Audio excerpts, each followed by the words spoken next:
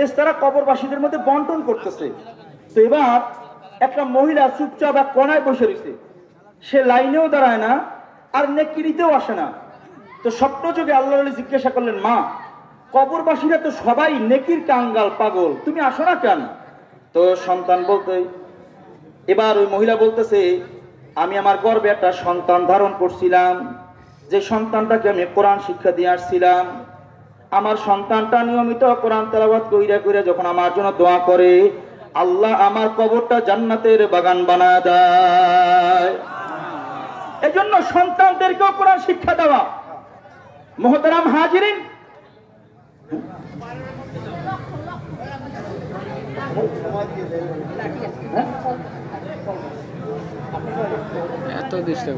আচ্ছা আলহামদুলিল্লাহ, আমি আব্দুল কাদের জিল্লী রহমাতুল্লাহর কাছে যে বরফি আমার একটা আমল শিখায় দাও। তুমি কি আমল? আমার গর্ভে একটা সন্তান ছিল, ওই অবস্থায় আমি আমার স্বামীরে হারাইছি, আমার স্বামী মরে গেছে, মেয়েটা গর্ভে থাকা অবস্থায় এতিম হয়ে গেছে। আমি ভাবছিলাম মেয়েটা দুনিয়াতে আসলে আমি অন্যত্র বিবাহ বসবো, কিন্তু এত সুন্দর চেহারার একটা মেয়ে, আমি ওর চেহারা দিকে তাকায় মায়ায় পড়ে গেছি, আমি আর বিবাহ বসি নাই, ওর মায়ায় আমি জীবনটা ওর পিছনে কাটাই দিছি। মেয়েটার বয়স 16 বছর হয়ে গেছে। আমার দিলের ভিতরে চাহাত ছিল বংশ পরম্পরা চালু হবে, আর 2-1 বছরের মধ্যে মেয়েটারে বিবাহ দিয়ে দেব। তো আল্লাহর কি মর্জি, আল্লাহর কি কারিশমা, আল্লাহ আমার মেয়েটারে আমার থেকে কাইরে লয়ে গেছে। তার মানে মেয়ে ইন্তেকাল হয়ে গেছে, মেয়ে কবরে চলে গেল। মেয়েটার জন্য তো কলজা কাঁদে, যেই মেয়েটার জন্য বিবাহের বন্ধনে বসলাম না, যে মেয়েটার জন্য জীবনটা শেষ করে দিলাম, সেই মেয়েটারও আল্লাহ লয়ে গেল। তুমি আমার একটা আমল শিখায় দাও, যে আমলটা করলে আমি আমার মেয়েটারে স্বপ্ন চোখে দেখতে পারবো। আব্দুল কাদের জিল্লী রহমাতুল্লাহ বললেন, যাও সূরা তাকাসুরের আমল বেশি করো। আলহাকুমুত তাকাসুর হাত্তা যুরতুমুল মাকাবির, এই সূরা বেশি বেশি তেলাওয়াত করো। বেশি দিন লাগবে না, অল্প দিনের মধ্যে আল্লাহ স্বপ্ন যুগের মধ্যে তোমার সন্তানের সঙ্গে মোলাকাত ঘটাই দিবে। তো মহিলা বাড়িতে গেল, যাওয়ার পরে সূরা তাকাসুর খুব মহব্বতে পড়তেছে, চোখের পানি ফেলায় পড়তেছে।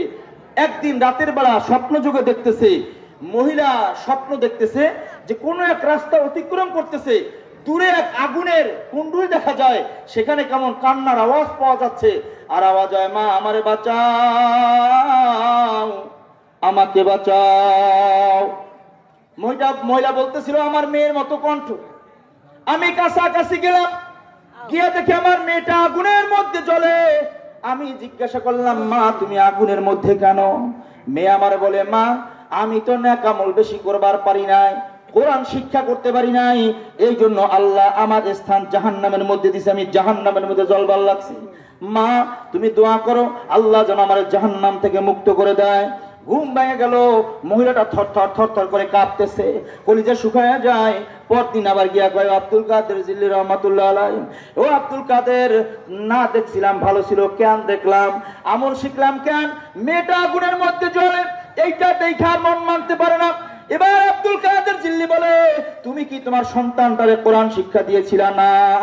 এই জন্য তুমি তোমার মেয়েটারে জাহান্নামের মধ্যে নিজ হাতে ফেলে দিলা।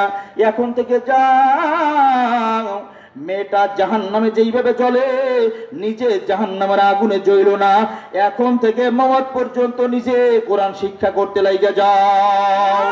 আব্দুল কাদের জিল্লী রহমাতুল্লাহ আলাইহি লেখেন, কিছুদিন পর তিনি নিজেও স্বপ্ন দেখেন, কোন এক রাস্তা দিয়া যায়, জান্নাতের কিনারা ঘেঁষে যাইতেছে, এক সুন্দরী যুবতী মহিলা তাকে ডাকবার লাগছে, ও আব্দুল কাদের, আমারে তুমি চিনছো নি? না চিনি নাই। তুমি কে? আমি ওই নারীটা, ওই মেয়েটা, যেই মেয়েটা আমল যেই মেয়েটাকে দেখার জন্য, যেই মা আমল শিক্ষা করার জন্য তোমার কাছে গিয়েছিল, তুমি আমল দিয়েছিলে, তোমার আমল দেখে মা একটা স্বপ্ন দেখে তোমার কাছে তাবিরের জন্য গেছিল, আমি ওই মেয়েটা। আব্দুল কাদের জিল্লী রহমাতুল্লাহ আলাইহি বলে, তোমার মা না বসিল তুমি জাহান্নামের আগুনে জ্বলবার লাগছো, তোমার না আমি দেখতেছি জান্নাতে, তোমার মা ভুল দেখলো না আমি ভুল দেখতেছি? ডাক দিয়া মেয়েটা কয়, না মাও ভুল দেখে নাই, তুমিও ভুল দেখতেছো না। মা যেদিন স্বপ্ন দেখছে সেদিন আমি জাহান্নামী ছিলাম, তুমি যে দেখতেছো আমি জান্নাতের মধ্যে আছি, কেমনে আসলা? ওই যে আমাদের বাড়ির কিনারায় ছোট্ট একটা মাদ্রাসা, ওই মাদ্রাসার তালিবুল ইলমদেরকে একজনের দাওয়াত খাইবার লেগে দাওয়াত করছিল। ওরা যখন আমাদের গোরস্থানের পাশ দিয়া যায়, একটা ছাত্র ডাক দিয়া কয়, দেখ গোরস্থানের মধ্যে কতগুলা কবর, আমরা একটা সালাম দিয়ে যাই। ওই সন্তানদের সালামের বরকতে আল্লাহ গোটা কবরের আযাব সবার মাফ করে দিছে। কবরের বাসিন্দা আমি, এই জন্য আল্লাহ আমার কপাল লাগাই দিছে। এই যে এলাকার মধ্যে একটা মাদ্রাসাটা নিয়ামত, এটা কি এমন মাদ্রাসার অনেক কোরআন তেলাওয়াতের বরকতে এলাকার মধ্যে কোনো আযাব গজব আল্লাহ দেয় না, আল্লাহ নিয়ামত দেয়, রহমত দেয়। আমি আপনাদের কাছে প্রশ্ন করি, এমন মাদ্রাসার পক্ষে থাকা দরকার আছে না নাই? থাকবো তো ইনশাআল্লাহ। মহব্বতের দাবি হলো এটাই। তাহলে বলেন, এই মহব্বতের দাবি এটাই, কোরআনকে আমরা মহব্বত করি তো? কারা কারা কোরআনে মহব্বত করি? নারায়ে তাকবীর। হাত নামাই। বাতিল বেঈমানরা চায় মাদ্রাসাগুলো মিটে যাক। আমরা ওদের চোখে আঙ্গুল দেখে দিয়া বুঝাই দিতে পারবো যে তোমরা যতই চেষ্টা করো, ওই যে আল্লাহ কোরআনের হেফাজতের জিম্মাদারি নিয়ে মেমোরি কার্ড হিসাবে যে কলজাটারে বানাইছে, আমরা কি এই কলজাটা কোরআনের সঙ্গে লাগাই দিতে পারবো? বলেন পারবো ইনশাআল্লাহ। এখানে অনেকের মা নাই, অনেকের আব্বা নাই। আমি যদিও আপনাদের এই মহল্লাতে নতুন, ইতিপূর্বে আর কখনো আসি নাই, মাদারীপুরে তো অনেকবার আসছি। আপনাদের মহল্লাতে যেহেতু আমি নতুন, আপনাদের তবিয়ত আমার জানা নাই, আমার তবিয়ত আপনাদের জানা নাই, কেমন কি হালত এলাকার তাও জানি না।